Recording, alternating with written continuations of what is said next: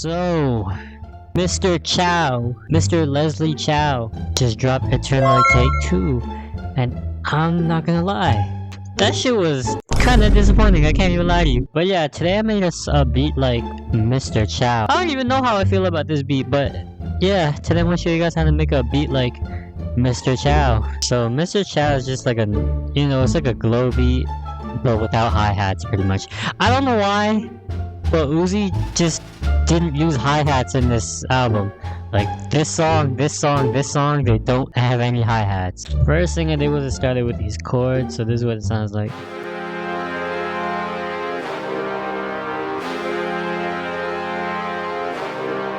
So for the chords, it's an expand, it's called Producer Brass. When I'm making glow beats, I always use this one for some reason, because this is the best sounding preset to me for brasses. But on the mixer channel, I just took out some low end and oh my god, put some ozone imagery on it. Then I added this piano. Well, actually I lied. I started with the piano and then I layered the piano with the brass. But this is what the piano sounds like. Just some simple shit, you know, just to get the chords, figure out what chords I want to use. And with glow beats, you don't want to make the chords too complicated. You just, like, this is completely fine, because you gotta think, like, you're not making like a rod wave type beat, you know. You don't need to go crazy with the keys, you don't need to go crazy. You just gotta have some simple ass chords. So that's what I did. I just did 1 and 2. And for the piano, it's actually called Butter, and it's in Analog Labs. And then on the mixer channel, it's the same shit. I just took out some low end and then put ozone imagery on it. Then I added the actual melody that you kind of hear in the beat. Now this is the main part of the beat. This is the part that the listener is gonna hear and get caught in their head. So this is what it sounds like.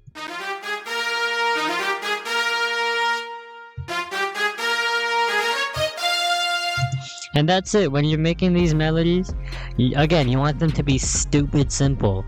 And it's the same thing as the Producer Brass. But on this, I put an EQ, again, take out some low end. I also put some reverb on it. And then an ozone imagery again. Then I added this. Okay, I'm not gonna lie. When I was listening to Mr. Chow, I heard some kind of like bell or pluck or I don't know what it was in the background. So I tried doing that. And I kind of can't. This is what am I saying? So I tried doing that, and I mean, this doesn't. It's not even a pluck. I don't know. I was just clicking through random presets, and then I just found this. So this is what it sounds like. Like, I don't know. It sounds weird, and it kind of sounds ass. Like listening to it now, but trust me, it blends in the beat. Cause when you're making a beat, it's like making a smoothie. You know, you'll put your strawberries. And that shit will be like the star of the show, but then you'll put some banana, some like, I don't know, oats to give it some texture. This is the texture. I literally called it texture. So this is in Zebralet. This is a free plugin, and it's called, the preset I used is called Gravy Train B. Now on the mixer channel, I just took out some low end and then put some reverb on it. I don't really do shit on my mixer channels, as you guys can see. Then I added this kind of flute in the background, and again, so I got the texture kind of sounding shit, right? And then I was still trying to add that kind of plucky melody in the back. Like if you listen to it, look, fuck it. See, do you hear that? You hear those kind of plucky. I don't know what that is, but I was trying to do something like that, right? And then so I did this. But I ended up using a flute. I don't know why. I don't even know why, but I was just clicking through random presets, and this sounded cool to me, so this is what it sounds like.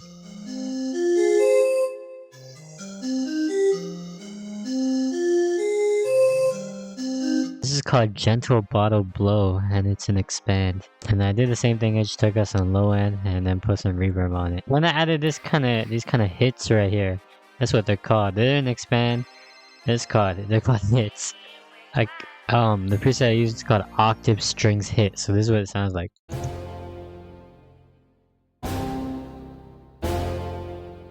It just gives it that extra oomph for like when that shit hits, when the chords hit. And on the mixer, I just took out some low end and put some ozone imagery on it. And the final thing on the melody was these plucks right here. So I finally added some plucks, and what I did was I just copied the chords. And let me just play it and I'll explain it after. It's in Purity. It's called Music Box. And to make it an ARP, I click this wrench, click this up arrow, and then I just played with the time. This is how you make a custom ARP. I've showed you. I've done this in like so many videos. So look, see, you can really make like a custom ARP. And again, I just took out some low end and put some reverb, and then I added this sub bass. So this is what it sounds like. That sounds tough. This sub bass sounds tough. Like, I don't know about you guys, but I actually love sub basses. They just sound so. They just sound so fucking good. Oh my god. The sub bass is an Analog Labs called Mob, and it just follows the bass notes or the chords. So as you can see, I just copied this shit over and then pasted it onto the sub bass. And that's it for the melody. Moving on to the drums. The drums again are very simple here because for some reason Uzi didn't like using hi-hats, which I'm not gonna lie, that kind of pissed me off because, like, see, look, okay, wait, let me play it and then tell you why it pisses me off. See, it doesn't sound like it's moving. Like, hi-hats give it movement. My favorite part of beats is hi-hats. You know, actually, fun fact, that's what got me into beats. Let me tell you a quick story. So I grew up listening to Future, right? And then there's a song called Wicked by Future, and that shit is tough. Let me play it. I don't even care. But let me play it.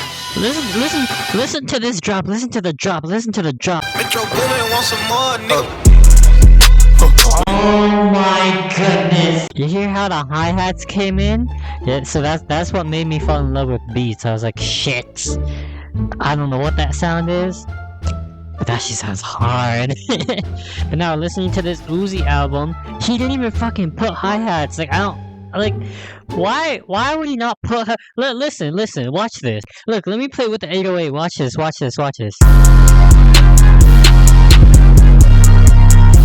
See, it sounds like it's moving. The beat is moving. So yeah, that's my rant about hi-hats. Anyway, moving on to the drums. So first thing I did was I made this kick pattern. So this is what it sounds like. Because in Mr. Chow, like, there's a kick, and then he did like this kind of triplet like roll thing. So I kind of large copied. Then I added these snares. Then the kick transitions into an 808. So I use the exact same 808. I think it's the exact same 808 in Mr. Chow. I don't know, but this is what it sounds like.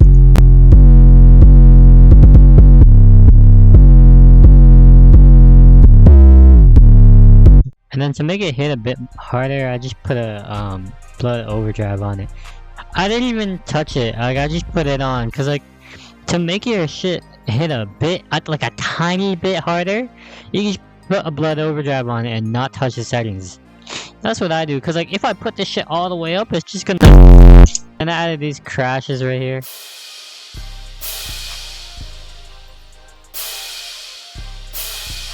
I don't know, it kind of gives me like a Chicago drill type of vibe. And then I added these bells. And that's pretty much it for the beat, so let me break it down. So this is the intro right here.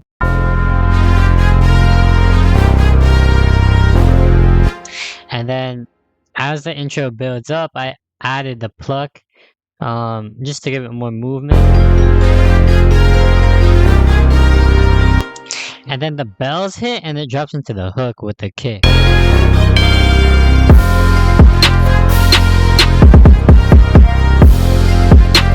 And I added the texture in the background here too. After that, it transitions into the 808.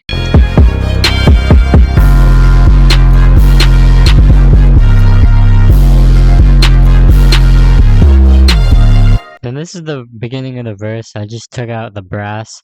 Then the end of the verse, I honestly just threw everything all together. And the kick is hitting on top of the 808.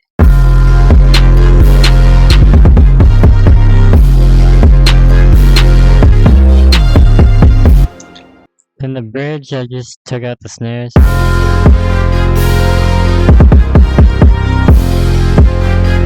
And then I just copied the hook over again, and then it eventually just faded out. And that's the beat. Let me know what you guys think of Return on the Take.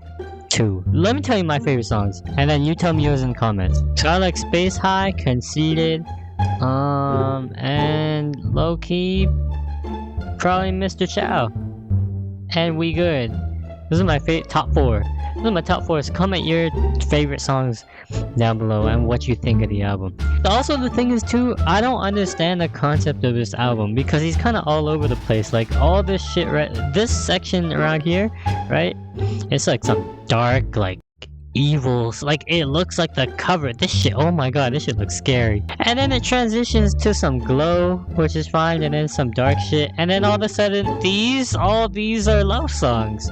Like, why are these, like, I thought, like, look, let's just read the lyrics, okay? LIL UZI VERT, I'm applying pressure. Shit, I'm gonna clock at a 5 vector. Oh my god. How does he go from that to this? To this, like, please don't do the most right now. If I hit you up, please don't go ghost on me right now. Like, how do you, he went from, these songs are literally almost back to back. Like, he went from talking about his Glock to fucking, please don't do the most right now. Don't ghost me, oh my god, like what? But overall, I'm excited still for Love is Rage 3 because Lil Uzi never misses on Love is Rage. Love is Rage is his best series. I kinda had a feeling this is gonna be ass. Well, it's not ass, but like compared to Uzi standard, I think it's ass. But Love is Rage 3, I'm telling you guys, that's gonna be the album of the year, next year. Or in 2 years or 3 years, whenever he drops it. But yeah, comment down your favorite album. Comment down your favorite song on the channel, Take 2 below. I'm honestly gonna do more beats because there's a shit ton of like different beats on here. So I'm gonna try to make more and do more tutorials. But yeah, I'm rambling right now. Thank you guys for watching. Be sure to like and subscribe, and I'll see you in the next video.